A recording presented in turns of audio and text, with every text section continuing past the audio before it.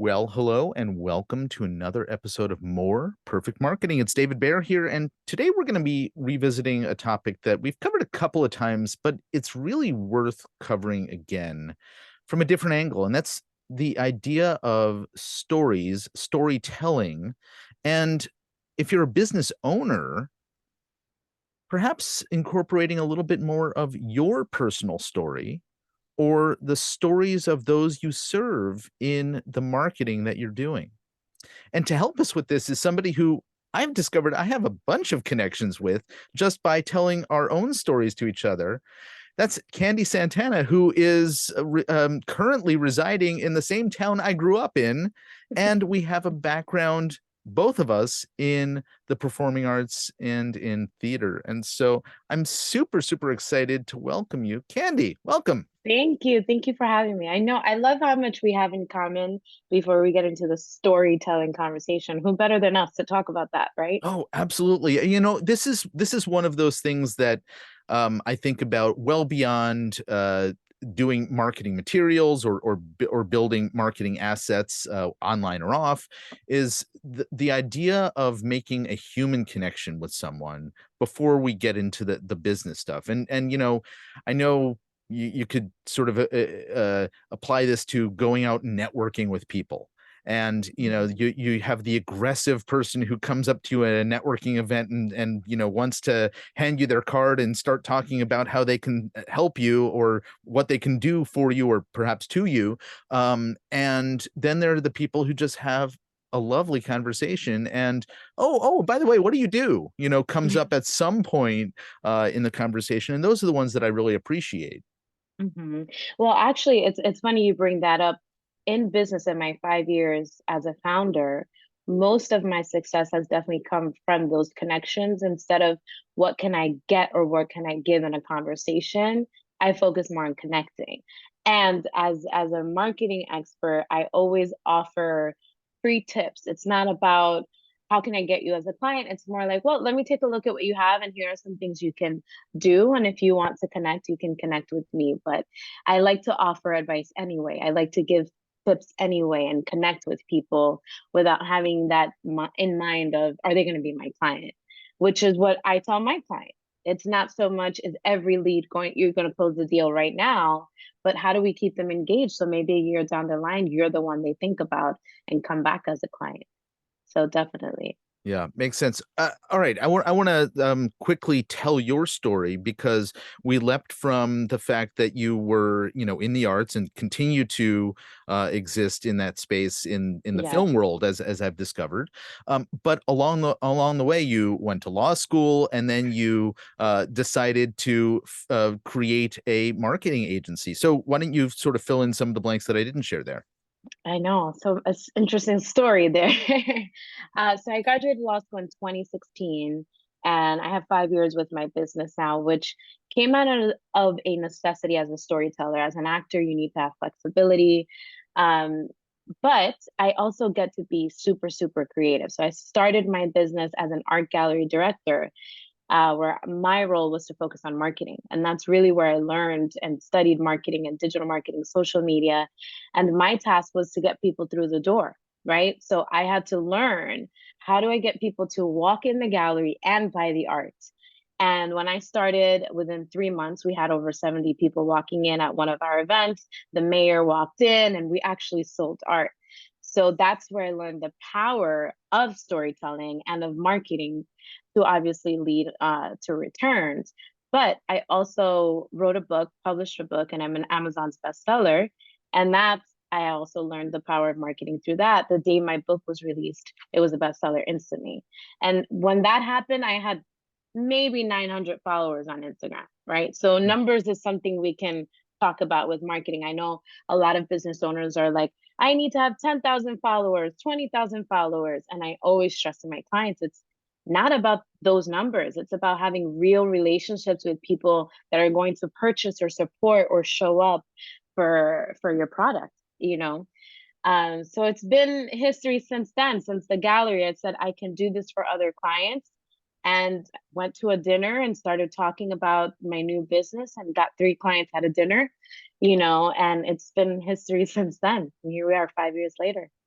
that's that's a great sort of trajectory of you starting out of necessity, right? To try to figure out how Hmm. to do something. And I've encountered a lot of professionals who have gotten into the marketing space because they were successful at marketing their own business. This Hmm. an alarmingly large number of them happen to be chiropractors for some reason, where they were so good at what they were doing to get the attention of others that other business owners would come over and say, "Hey, how are you doing this?" And so again, there's a story there. In fact, so I teach email copywriting, Hmm. and often we will talk about what the heck am I going to write in an email? What am I going to send out to the people? And the answer is often, well, what happened to you today, right? There's Hmm. always a story that can be Hmm. told that will engage, capture somebody's attention, capture somebody's interest, and then eventually, at some point, whether it's, immediately or not, you can segue into the real reason you're emailing them, or Right. posting on social media, or making a video, which is, "Oh, I have Hmm. something for you you might be interested in." Absolutely. It's funny you say chiropractors. That was one of my first clients. So that's ironic.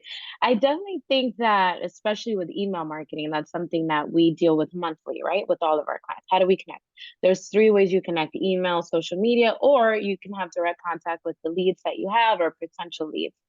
So email marketing, I agree, is definitely one of those big question marks every month. What are we going to talk about? And I always focus on what do, depending on the client, for example, we have a global client. What is the story that our company is trying to share, right? The company culture. We focus on startups with this client. What do startup founders want to hear, want to learn, want to experience? What are things that are going on right now that we can connect with and be a part of the story? I mean, be a part of the conversation. So I think when it comes to that, it's always the bigger picture. What's going on? What's our company? What message do we want to share? And from there, we can start coming up with ideas as a team and figure out the story. But it's always with the main brand in mind, right? Hmm. So you always go back to my business, for example. My biggest thing is we go above and beyond with our clients. I don't do just what I'm paid for. So that's our story, right? How do we work with our clients? And we consistently make sure that we're in alignment with that identity and that brand to connect with our clients. So let's speak about that for a moment, because this is an idea that I think many businesses don't think about, or Hmm. they think they do something, but they don't do it consistently. And Hmm. so, do you bake into the sort of the work that you're doing, that above and beyond? So is that part of the culture? Is everybody who's on the team sort of in able to affect, some sort of over delivery on their Hmm. part? And then how do you communicate that in the storytelling that you're doing wherever you may be doing it? Right. I think for me, and also as this is for business owners, when you're hiring someone, the question is, every business owner is different, and we all have different personalities, and we have different ways we do things.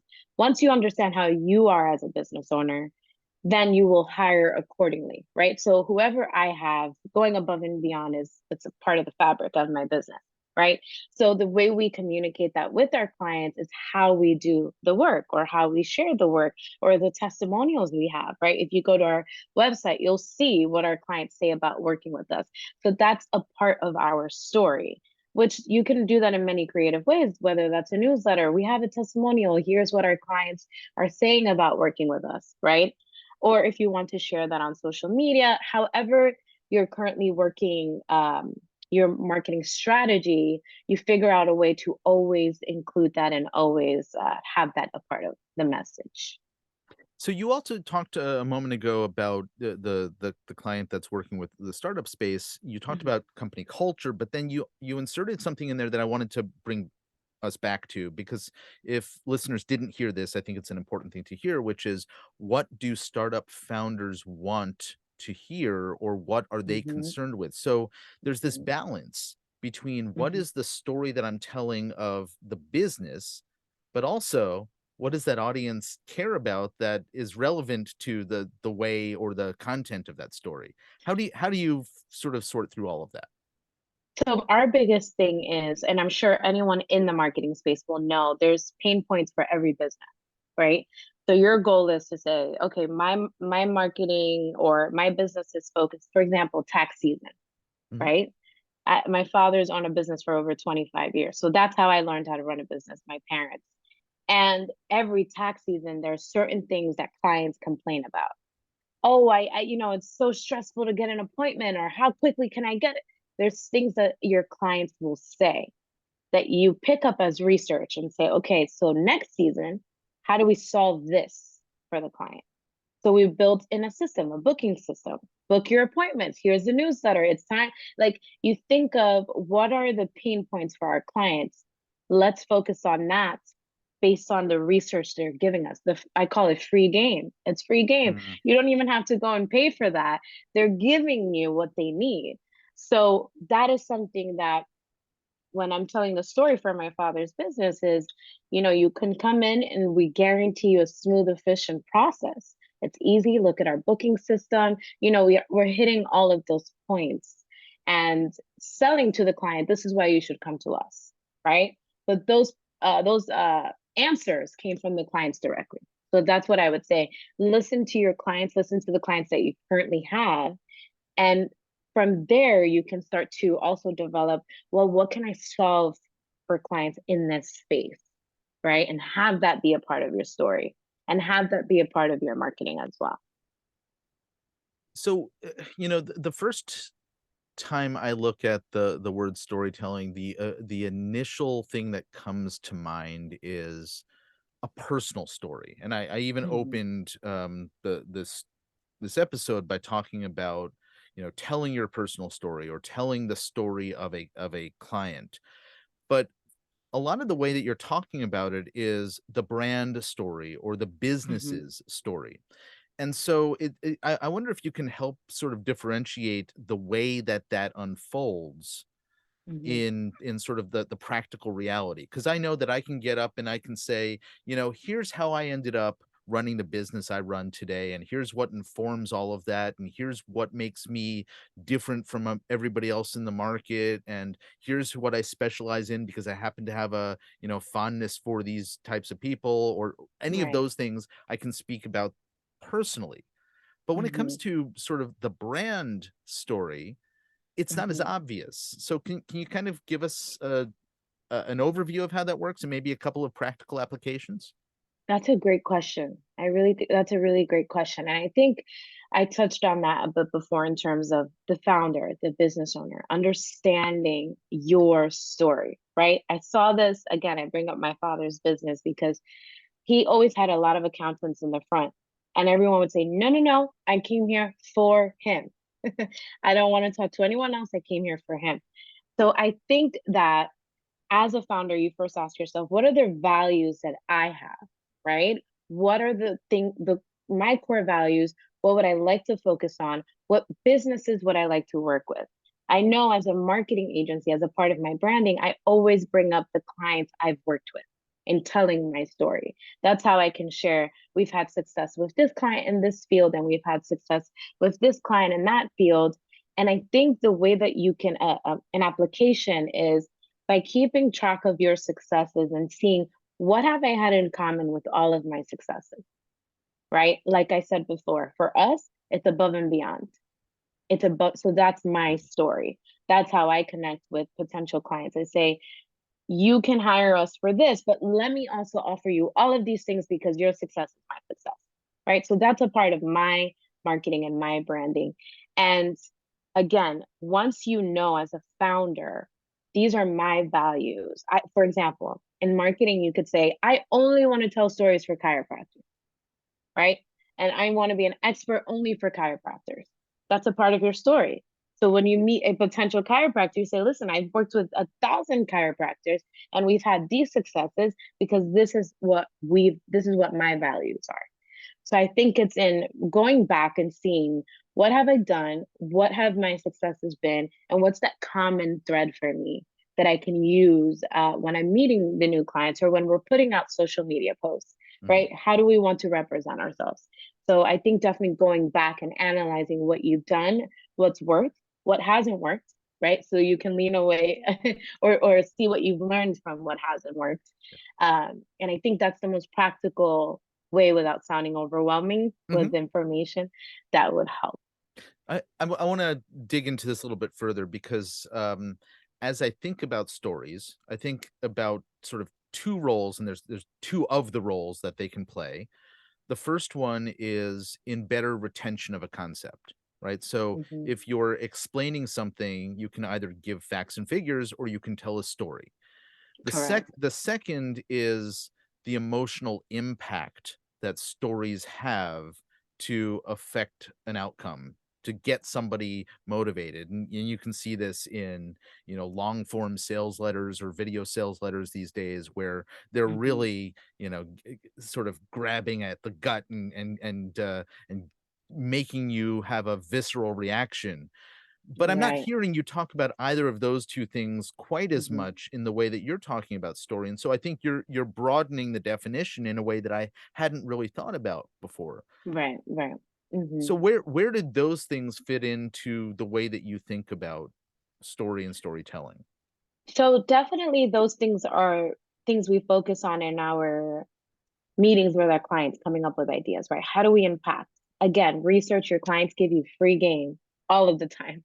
So when I talk about we're doing a commercial now for one of our clients, which that's where my film background comes in because I get to produce videos. I produce music videos. I get my clients on TV appearances.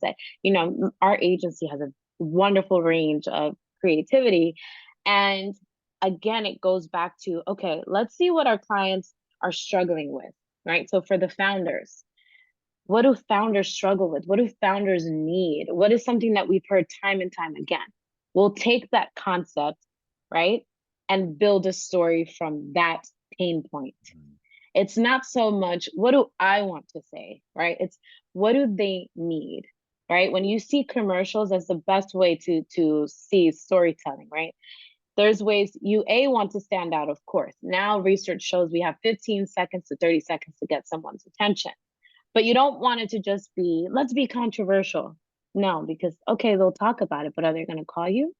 Mhm. Right? And the goal is always to get the calls.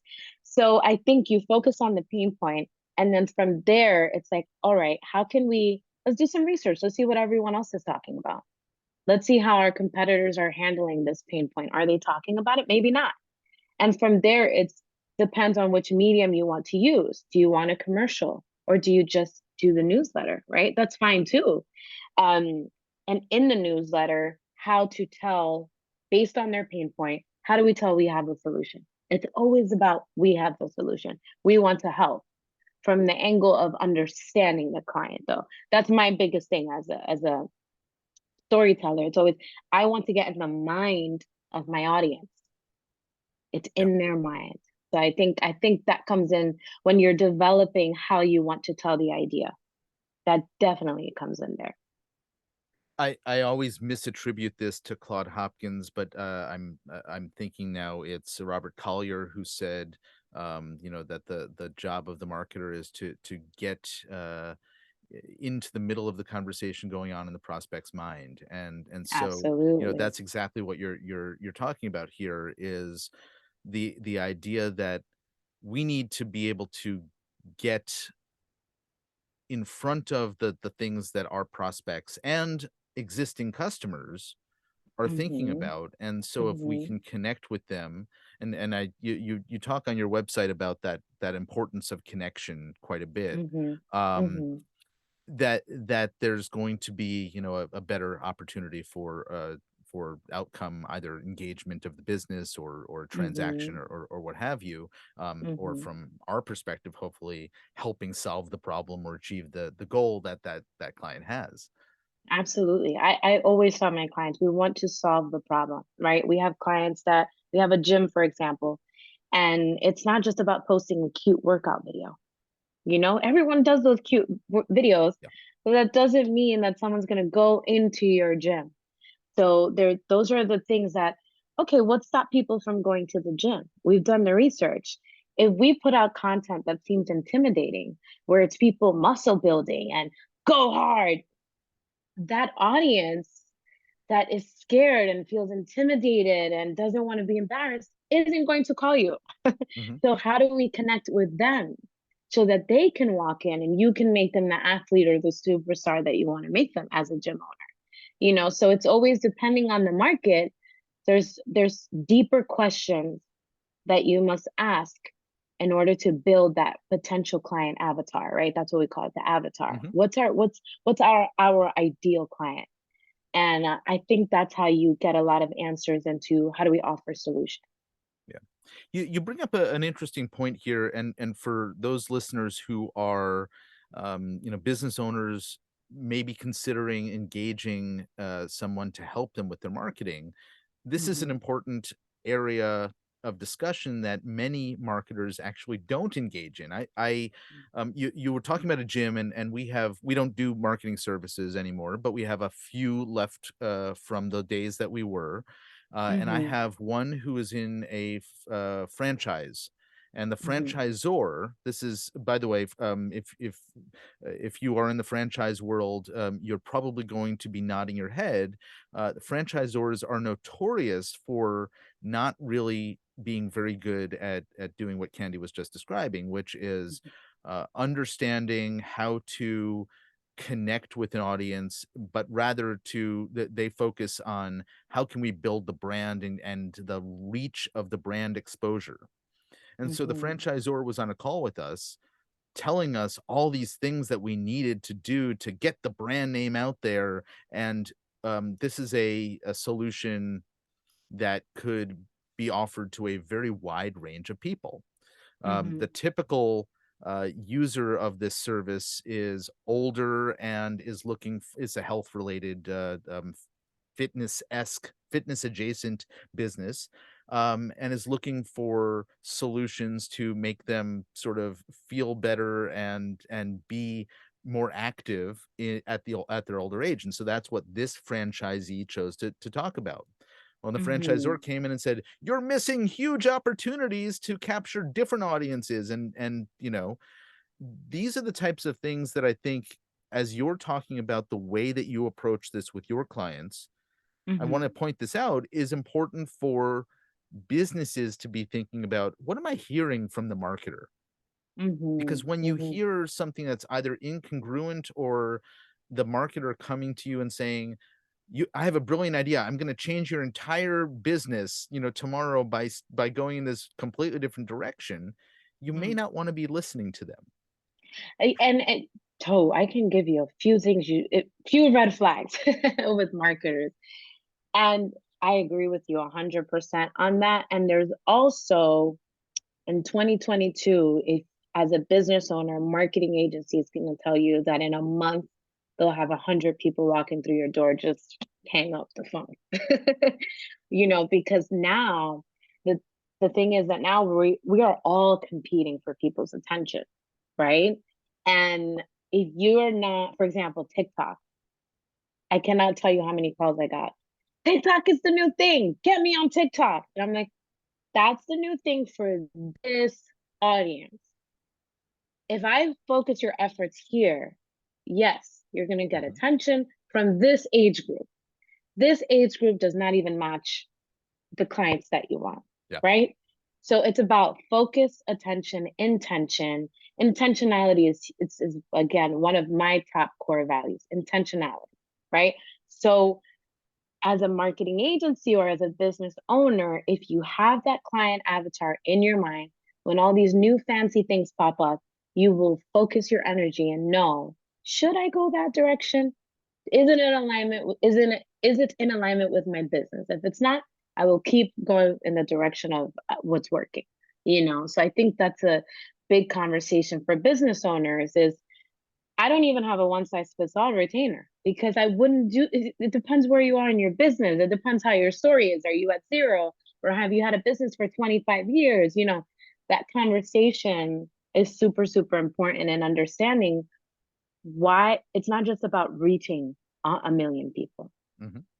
you can reach 1,000 of the people that you need, and that's more successful than just reaching 1 million people for fun. You know what I mean? Well, I know what you mean. You mentioned this earlier, the other day. By the way, we're recording this at the beginning of November 2020. Although we won't go live until sometime in January of 2023. I said Hmm. 2020. Wow, it's 2022. Don't Okay, take us back there. Don't take us back there. exactly.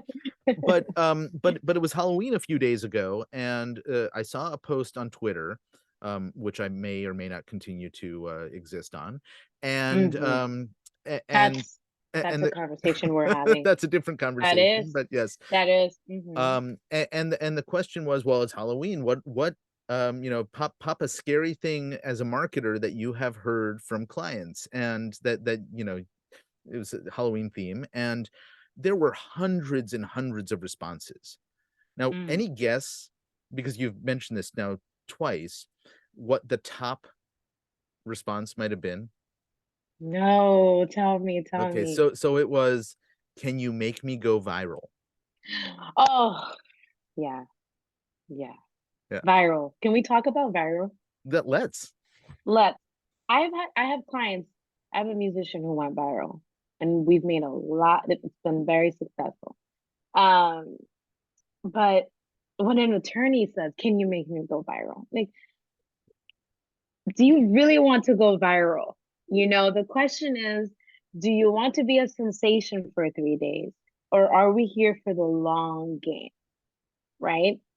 You may not go viral, but if you are in this getting the leads that the exact leads you need, I think that's more important than popularity or, trying to go viral. I never tell my clients I can guarantee they will go viral Mhm. because it's 2022, right? Things get crazier and crazier and crazier by the minute. You think one video was, oh my God, what is going on here? And then another one comes out that tops that.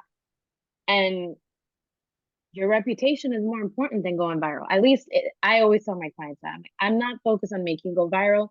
I'm focused on having your business be a success. Yeah. So I always stay away from those viral conversations. What I've come to talk about recently when that topic comes up is, and again, I don't provide marketing services anymore, but I used to be able to say something along the lines of, "No, and you don't want that, but I can make you a celebrity to the Hmm. people who matter to you most," right? Which is the Hmm. point that you made a moment ago. You don't need to be seen by millions. You need to be seen by the 1,000 people who matter. Absolutely. Absolutely. And I love that response because I think it's about marketing is about exposure. We all know that's what this is about, right? You're putting yourself out there. I've had clients who are like, no, I would never do a video. And I'm like, so maybe you shouldn't do marketing. Your face has to be out there for your business. So I agree with you. It's about getting the recognition, but also reputation is much more important than virality. Mhm. And if someone sees, and I'll give you an example as an attorney, I want to go viral. Let's do some funny commercial. We've done our research, and attorneys, the biggest thing that clients are afraid of is trust. So if I have you looking funny, Yeah. are they going to trust you to call you? So it's again with the research, what do clients look for when they hire a lawyer? That's what I have to find out before I can make you a marketing plan. And trust, honesty.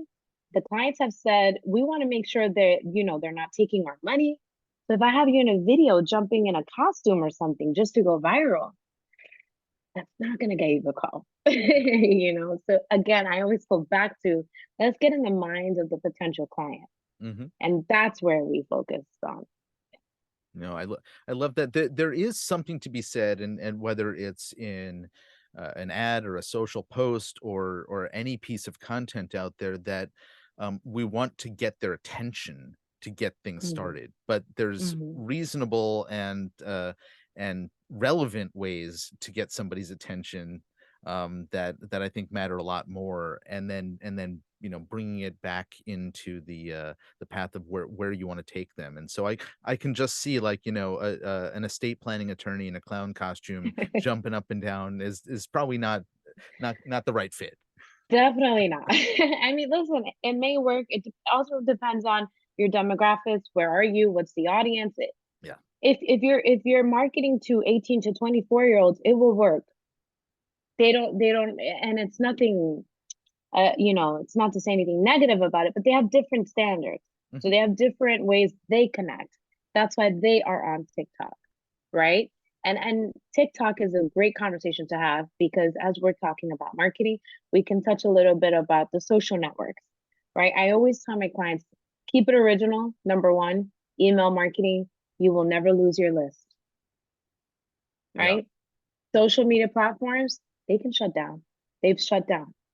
You will never lose the phone numbers of your clients. We need those two things first: email, phone numbers. Platforms, you can lose your followers.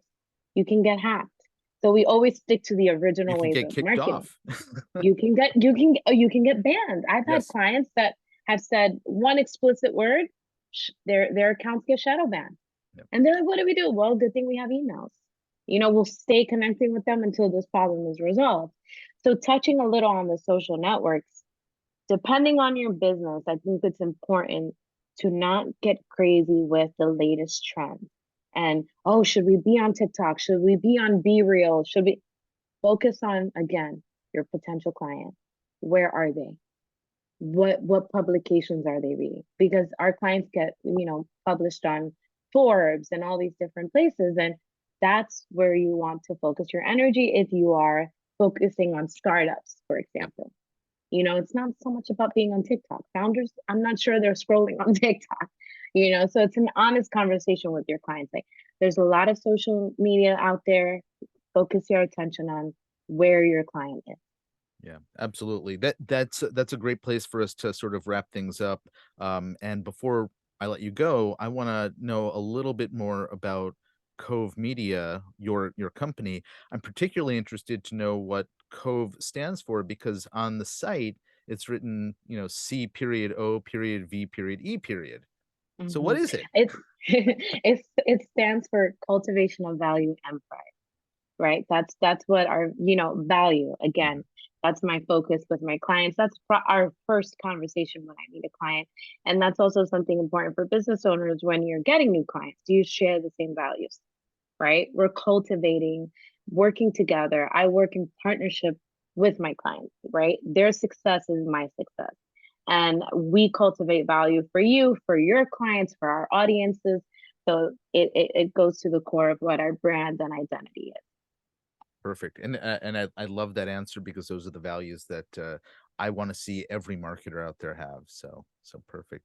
Well, Candy Thank Santana, you. thank you so very much. If folks are interested in finding out more about you, let's send them over to the Cove Media website. That's cove-media.com. And we'll of course have a link to that in the show notes as well. Absolutely. Thank you so much. Thank you for having me. It's been a pleasant conversation. Likewise, folks, this has been another episode of More Perfect Marketing. If you heard something in this conversation that you think someone you know could benefit from, please share the episode. And until next time, I'm David Baer. We'll see you back here soon. Take care. Bye bye.